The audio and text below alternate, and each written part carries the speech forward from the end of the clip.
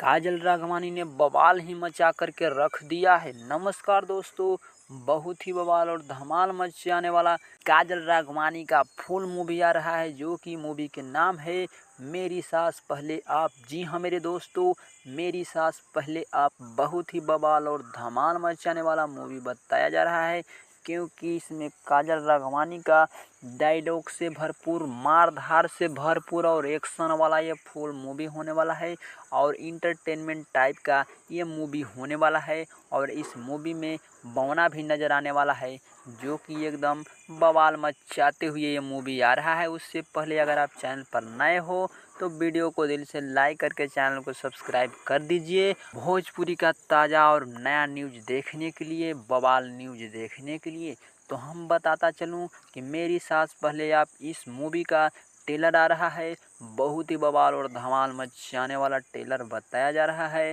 और फिर बहुत जल्द मूवी भी आने वाला है, जो कि इस मूवी को अगर आप देखना चाहते हैं पहले ट्रेलर देखिए। 6 जुलाई को सुबह 8 बजे आ रहा है B for U Bhojpuri channel पर।